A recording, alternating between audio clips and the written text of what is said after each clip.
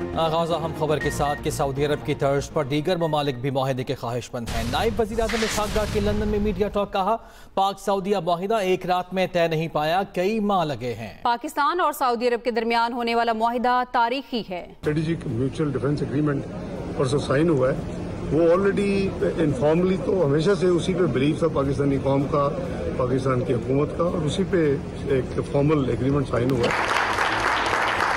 یہ over night sign نہیں ہو گیا، اس پہ کئی مہینے لگے ہیں، تو every word every full stop will become a C.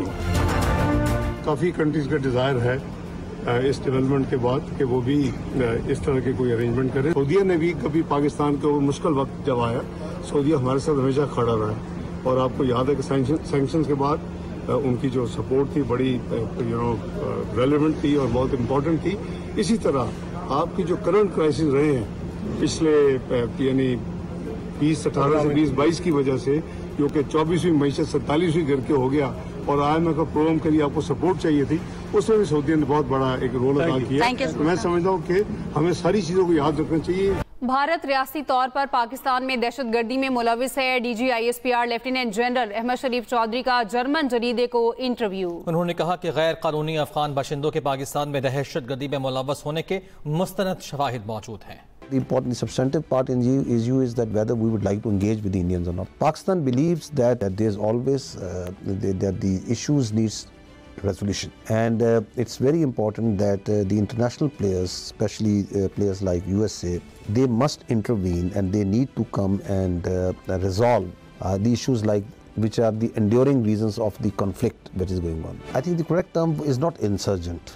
It's terrorists. So there's no insurgency in Pakistan, whether it's in Balochistan or Khyber Pakhtunkhwa. It's pure terrorism. And we have no doubt in our minds in Pakistan that each and every incident of terrorism that happens in Pakistan, behind that is Indian support, and it's a battle. So there's a base of operation that the Indians use. The base of operation is Afghanistan. The whole terrorism that is being done is being executed by the Indians over there. Pakistan has hosted millions of Afghan refugees over a period of more than 40 years. And we consider Afghanistan as our brotherly, neighborly Islamic country.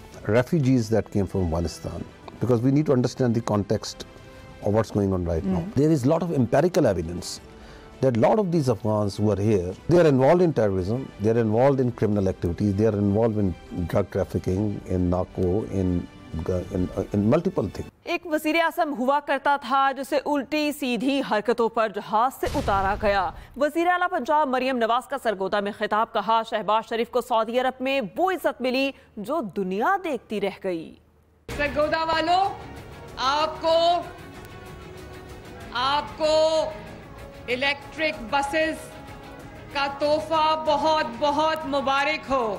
پہلے سرگودا کے لیے بڑی خوشخبری، وزیر اعلیٰ پنجاب مریم نواز نے شہر میں الیکٹرک بسوں کے منصوبے کا افتتاح کر دیا۔ وزیر اعلیٰ بس میں سوار ہو کر پنڈال تک آئی تو عوام نے ان کا شاندار استقبال کیا۔ وزیر اعلیٰ پنجاب نے اس موقع پر اپنے خطاب میں کہا، آج دنیا پاکستان کے ساتھ کھڑی ہے۔ پچھلے سالوں میں ایک وزیر اعظم ہوا کرتا تھا جس کو الٹی سیدھی حرکتوں پر جہاز سے اتار دیا گیا کہ اترو بھائی جاؤ۔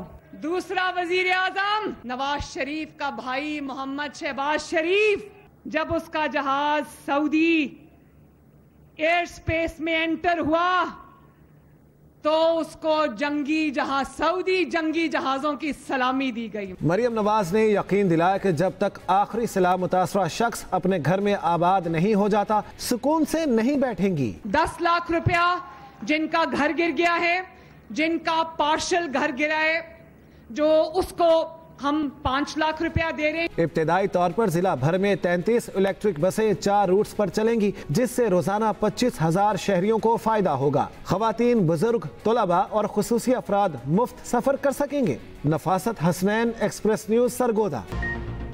گجرات میں موسلا دھار بارش ایک بار پھر ڈوب گیا۔ گرد و نواح میں بھی گرج چمک کے ساتھ بارش اور ژالہ باری۔ گجرات کے نشیبی علاقے زیر آب، گلیاں اور سڑکیں پانی میں ڈوب گئیں۔ عوام کو پریشانی کا سامنا کرنا پڑا ہے۔ صورتحال جان لیتے ہیں، ہمارے نمائندے عبدالستار مرزا ہمارے ساتھ موجود ہیں۔ عبدالستار، بتائیے کہ صورتحال کیا ہے یہاں پہ؟